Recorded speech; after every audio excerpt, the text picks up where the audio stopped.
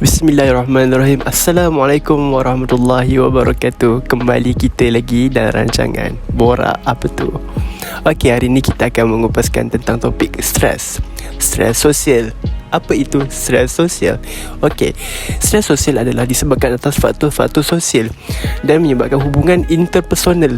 Okey, berikut adalah contoh-contoh stres sosial. Okey, apa dia? Okey, stres sosial ni dia boleh dijadikan atas sebab kemiskinan, atas sebab faktor tinggal di bandar dan faktor perkauman kaum. Masalah kaum, maafkan saya. Okey, berikut adalah statistik tentang stres. Okay, ini adalah statistik cubaan bunuh diri. Kita boleh lihat di 2015, 2016, 2017, 2018 hingga ke 2020 semakin meningkat. Punca-punca stres ni kenapa? Kita nak tahu kenapa. Okey, kita akan jemput saudara Muhammad Faiz untuk datang merungkaikan lebih mendalam lagi.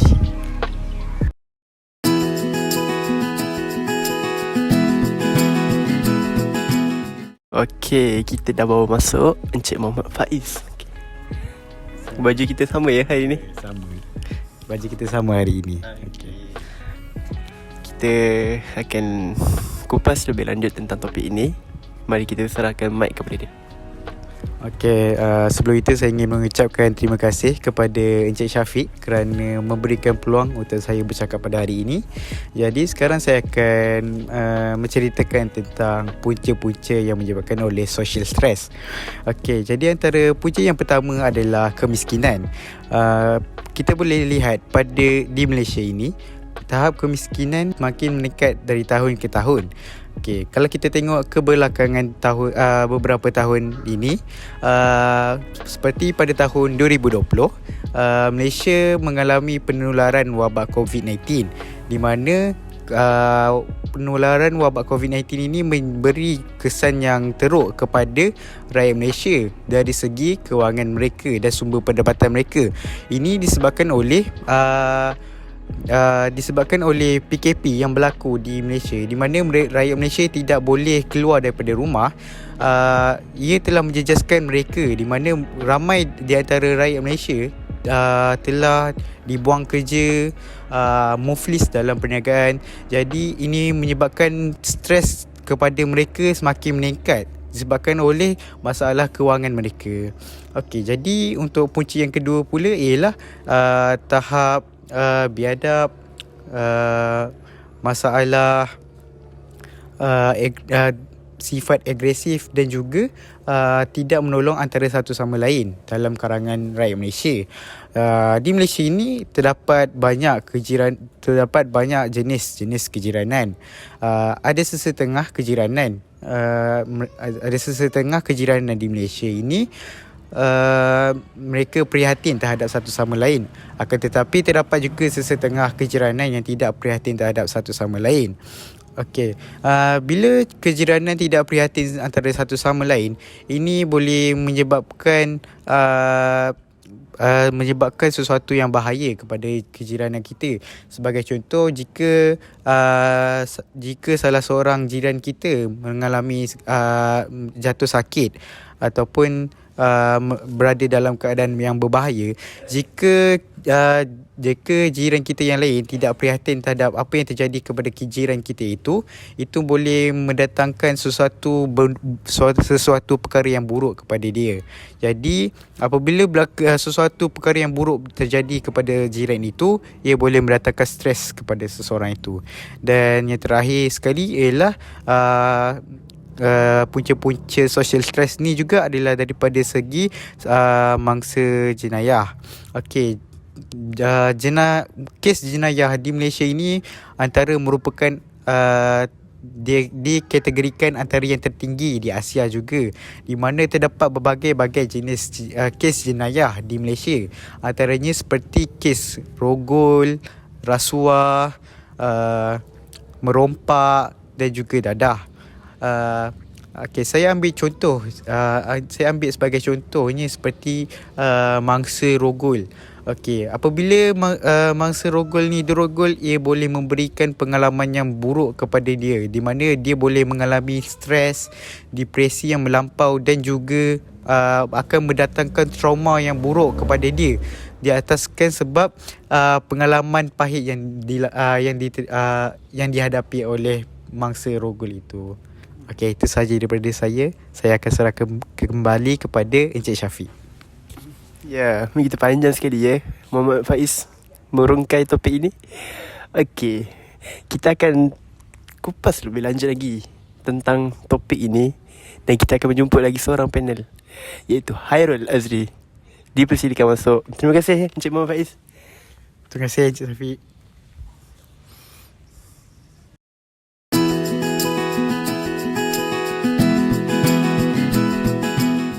Okey, kita bawakan masuk khas tetamu kita, Encik Hairul Azri. Apa khabar Encik?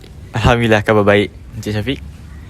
Okey, Encik Hairul Azri akan mengkupas lebih dalam tentang kesan stres terhadap mental dan fizikal seseorang. Okey, kita serahkan mic.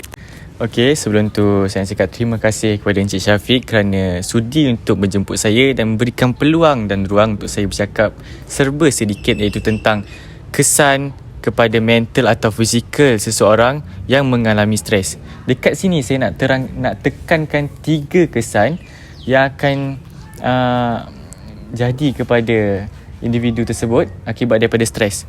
Kesan yang pertama iaitu individu atau orang tersebut akan sering lupa dan susah untuk fokus. Seperti yang kita tahu, apabila stres ni kita akan hilang fokus untuk memberikan tumpuan kepada perkara-perkara yang berada di sekeliling kita. Masalah ini bukan saja memberi impak yang negatif kepada kehidupan seharian. Malahan prestasi kerja dan prestasi belajar juga akan merosot jika kita susah untuk fokus dalam menyiapkan sesuatu tugasan itu. Jadi itu yang pertama. Yang kedua pula kesan kepada individu yang mengalami stres ni iaitu insomnia. Okay, Encik Hairul Azri, insomnia tu apa ya? Mungkin ramai lagi yang kat luar sana tak tahu apa maksud insomnia. Boleh Encik terangkan dengan lebih mendalam? Okey, soalan yang bagus. Jadi dekat luar sana maybe ramai lagi yang tidak tahu dan faham apa itu penyakit insomnia. Insomnia adalah salah satu masalah ketidakupayaan manusia untuk tidur pada waktu malam. Jadi pengidap penyakit insomnia ni dia bukan saja susah untuk tidur pada waktu malam, malah dia akan mendapat keletihan dan kelusuan untuk melakukan aktiviti pada hari keesokannya. Jadi mereka yang menghadapi stres ni tidak boleh berhenti untuk berfikir, walau pada waktu di mana tubuh badan mereka sepatutnya berehat. Ini kerana apabila stres, otak manusia ni akan lebih aktif daripada biasa.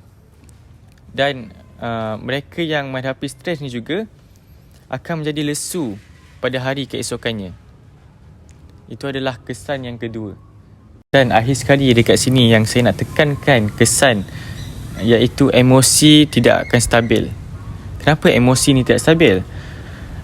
Mereka yang menghadapi stres ini, emosi dia tidak akan stabil kerana mereka tidak akan mampu menyelesaikan masalah walaupun ianyalah masalah kecil. Bukan itu saja, penderita juga akan sering rasa cemas dan mudah risau tentang perkara-perkara kecil. Mereka yang menghadapi stres ni juga akan mudah untuk berasa kecewa, cepat naik darah dan mudah untuk marah. Kesan ini bukan sahaja boleh memberi impak yang negatif kepada pekerjaan atau pembelajaran, malahan hubungan dengan rakan, keluarga juga akan terjejas akibat daripada emosi yang tidak stabil ini, Cik Syafiq. Itu saja daripada saya, 3 kesan akibat daripada stres ni terhadap mental dan fizikal seseorang itu. Okey, begitu panjang sekali ya Encik Hairul mengupaskan topik ini. Terima kasih Encik Hairul atas Sama-sama.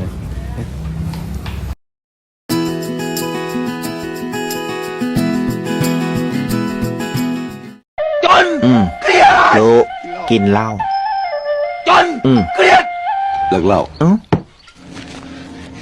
ทำงาน เก็บเงิน ทำงาน เก็บเงิน ใ ใช้หนี้ทำงาน เก็บเงิน ได้เรียน มีกิน ช่วยเหลือ ผ่องใส เมียรัก อบอุ่น ไม่ป่วย รวยปัญญา พัฒนา ฉลาด ชาติเจริญไปถึงไหนแล้วก็ไม่รู้แค่เลิกเหล้า Okey, kita didatangkan khas oleh tetamu kita, Encik Danish Afandi. Okey, apa khabar Encik? Alhamdulillah sihat Encik Syafiq. Terima kasih jumpa saya. Okey, hari ni Encik Danish akan merungkaikan lebih mendalam lagi tentang topik ini. Okey, kita serahkan mic kepada beliau. Alhamdulillah. Yang pertamanya, terima kasih kepada Encik Syafiq kerana menjemput saya dalam rancangan ini. Yang pertamanya, saya akan meneruskan tentang cara untuk mengatasi stres sosial. Yang pertamanya, dari segi kemiskinan. Dari segi kemiskinan, kita perlu membuat satu rekod ataupun bajet dalam setiap perbelanjaan kita supaya setiap wang yang kita gunakan dapat kita jimatkan dan menggunakan wang tersebut kepada perkara yang sepatutnya lah, perkara yang penting. Sebagai contoh, kalau kita nak makan, hanya cukup untuk keperluan kita bagi mengenyangkan perut kita dan tak perlu beli makanan mahal-mahal. Dan lagi menjibatkan lagi, kita boleh masaklah di rumah dan beli barang dapur dan masak di rumah lah, berbanding dengan makanan di luar yang lebih mahal. Yang kedua, bagi mengatasi stres dalam kemiskinan ini, saitu juga kita boleh mendapatkan duit sampingan, contohnya kerja part time lah, ataupun kita juga boleh dapatkan bantuan keluarga sekiranya kita ada masalah kewangan. Yang seterusnya, contoh seterusnya adalah dari segi orang yang kurang ajar lah, sebagai contoh. Jadi untuk orang yang kurang ajar ni, kita perlu tenang je. Sekiranya ada orang yang bersikap kurang ajar dengan kita, kita pun tidak perlulah beremosi supaya kita tidak mengeruhkan lagi keadaan yang menyebabkan pihak lain tu yang kurang ajar tersebut boleh menjadi semakin parah lah. Jadi sebaiknya kita pun balaslah dengan kata-kata yang sopan supaya mereka pun menjadi tenang. Dan yang terakhir, dari segi masalah jenayah. Jadi untuk mengatasi stres dalam masalah jenayah ini, kita perlu mendapatkan nasihat daripada kawan-kawan ataupun family kita ataupun kaunselor supaya kita dapat semangat semula untuk kita keluar daripada trauma sekiranya ada perkara yang berlaku. Sebagai contoh, saya bagi ada seorang wanita ini pernah dirompak di sebuah jalan dan dia pun mendapatkan nasihat daripada doktor, daripada kawan-kawan, daripada family, macam mana nak keluar daripada trauma tersebut. Apa yang dia ambil, langkah yang dia ambil adalah dia pergi kepada dia mengelakkan lalu daripada jalan tersebut supaya dia tidak mahu perkara yang trauma dalam dirinya tidak berulang lagi. Sekali itu saja daripada saya. Okey, terima kasih banyak-banyak Encik Danish. Okey, harap dengan semua penerangan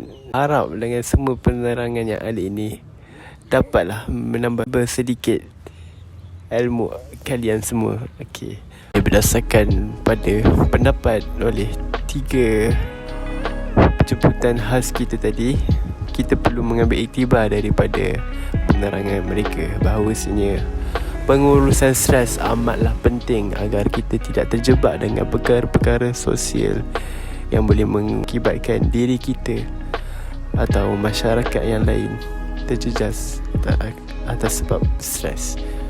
Sekian sahaja daripada saya dan terima kasih kerana menonton rancangan Borak Apa Tu. Terima kasih.